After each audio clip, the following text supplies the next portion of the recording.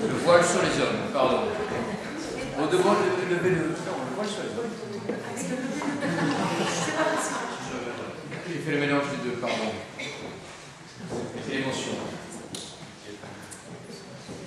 Monsieur le bâtonnier, Madame le bâtonnier élu, Messieurs et Mesdames les membres du Conseil de l'Ordre, Mesdames et Messieurs les secrétaires de la conférence, mes chers confrères, est-il temps de lever le voile sur les hommes? Il ne fait nul doute que les hommes et les femmes sont différents à bien des égards. Il est également acquis, en ce qui me concerne, que ces dernières savent faire preuve de suffisamment d'empathie et d'intelligence pour se mettre en retrait juste ce qu'il faut pour que les hommes continuent de considérer pendant encore quelques années, peut-être décennies tout au plus, d'être le genre encore dominant. Mais là n'est pas le débat. Le débat qui nous anime ce soir porte sur les hommes avec un grand H. Car je suis convaincue que les hommes et les femmes recèlent une part de mystère importante. Et sur ce plan-là, nous sommes sur un pied d'égalité. Car le voile dont il est question ici n'a pas d'autre objet que de dissimuler les secrets, cette part d'ombre plus ou moins obscure ou éclatante qui échappe à la connaissance ou à la compréhension de nos congénères, sauf à ce que nous en ayons décidé autrement. Un simple regard peut nous en apprendre beaucoup sur la personne qui se tient en face de nous. Mais la sagesse populaire, nous ayant été inculquée à plus ou moins forte dose pendant notre enfance, nous avons tous appris à nous méfier des apparences. Car à bien y réfléchir, qu'est-ce qui différencie cet homme de cette femme, Madame le bâtonnier élu? Au-delà de ce qui est évident, au-delà de ce qui n'a aucune part de mystère, leur taille, leur poids, leur genre, bien sûr, peut-être qu'un regard un peu plus incisive pourrait nous en dire un petit peu plus. Une CSP++, des goûts vestimentaires, un léger accent qui trahirait une certaine origine. Mais que savons-nous, au fond, de leurs doutes, leurs ambitions, leurs craintes, leurs joies, leurs peines? Pas grand-chose, bien sûr. Alors, en définitive, n'est-ce pas ça qui les définit en tant qu'êtres humains? Ce voile ne s'érige-t-il pas comme le rempart protecteur d'une certaine part de notre humanité? Est-il temps? Est-il temps pour notre société d'abattre ces ultimes remparts qui séparent notre intimité de cette frénésie consumériste de l'information? Nous vivons dans un monde où il faut savoir tout le temps, sur tout le monde. Notre société en a même créé une pathologie. As-tu le syndrome de FOMO? Je vous demande pardon. Fear of missing something out. Non, ça va. Je me soigne, je suis connectée. Je tweete, je géolocalise tous mes amis. Je like la dernière vidéo des chatons mignons. Je garde un œil en permanence branché sur les chaînes d'information continue. Peut-être que le dernier flash qu'on me repasse en boucle porte sur un non-événement, mais ce n'est pas grave, j'y suis, au cas où, j'y suis.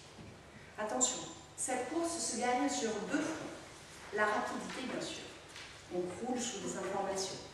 Qu'importe son exactitude, pourvu qu'on en ait la primeur.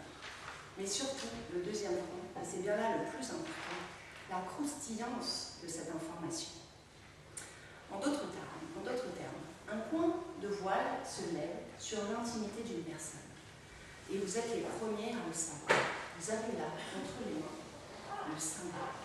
Vous pouvez juger vos congénères, vos amis, vos familles, vos confrères, vos patrons, car sur ce terrain-là, aucune hiérarchie. Vous pouvez les jauger, les regarder un petit peu de haut avec un brin de vantardise, un regard un poil goguenard, car vous le saviez avant tout le monde.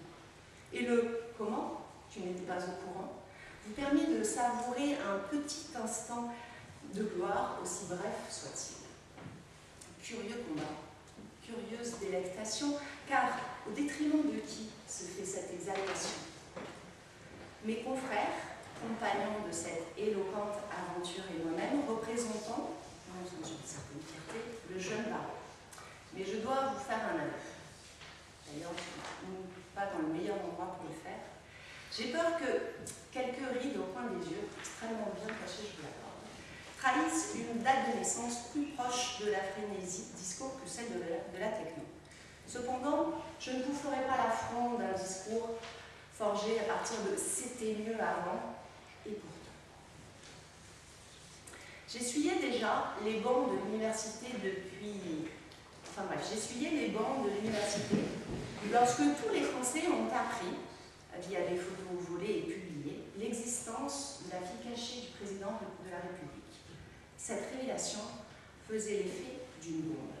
Pas tant sur le contenu de l'information en tant que telle, car les mœurs avaient quand même quelque peu évolué depuis le Moyen-Âge, mais surtout sur l'accès à cette information.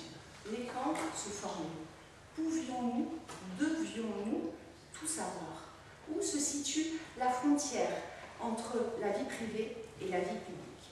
Le débat faisait rage jusqu'à ce que cette révélation soit en réalité, et on l'a appris plus tard, souhaitée par le principal intéressé. Vous apprécierez le travail de recherche extrêmement poussé pour illustrer mon propos, mais il m'a fallu chercher pas très loin, en réalité chez mon père. Car ce sont bien dans les éditions plus récentes de magazines friands de Photoshop et de mots qui font le poids qu'on retrouve pêle-mêle une starlette faisant ses premiers pas dans une maison d'arrêt, jusqu'au président de la République partageant un moment de complicité avec sa compagne du moment. Autant de moments volés qui relèvent clairement de la plus stricte intimité des protagonistes en question. Ces déballages ne suscitent plus ou très peu de débats, ni d'état d'âme, ni de malaise lorsque nous jouons les voyeurs, ni aucun goût amer lorsque nous nous ruons sur ces photos ou sur ces clichés. Tout cela devient en définitive très normal.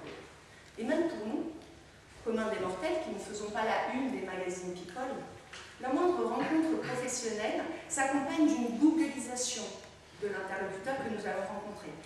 Et on pourrait invariablement avoir accès à des photos de notre futur collaborateur en train de fêter l'obtention de son diplôme avec une cravate lissée sur la tête et un taux d'alcoolémie relativement au-delà des limites autorisées. Lorsque certaines personnes rencontrent d'autres personnes via des sites de rencontres un peu spécialisés, ils viennent en fait à ce rendez-vous avec un curriculum vitae extrêmement détaillé autour du cou, comme ces enfants qui voyagent en UM. Imaginez, demain, nous pourrions tous chausser des lunettes dernier cri qui, en un clin d'œil, nous apprendraient toutes les informations qui existent sur la personne qui se tient en face de nous. Pas franchement une révolution, à vrai dire. L'espionnage existe depuis la nuit des temps, mais une bombe à retardement, car la diffusion et la transmission d'informations peut clairement devenir incontrôlable. L'affaire Snowden nous a déjà démontré que la volatilité de ces informations pouvait même faire trembler les États. Le droit à l'image, le droit à l'oubli, le droit au respect à la vie privée sont autant de petits lestes qui maintiennent ce voile en place, comme ceux qu'utilisait ma grand-mère pour les repas de famille, qui tenaient la nappe pour les repas de famille les jours de grand vent. Alors ces bourrasques, la société nous les envoie de plus en plus fortes et de façon de plus en plus fréquente, et doivent, à mon sens, nous conforter dans notre profession. Car non, s'il n'est pas temps de lever le voile, il est au contraire de notre mission de faire en sorte qu'il reste en place le plus longtemps possible.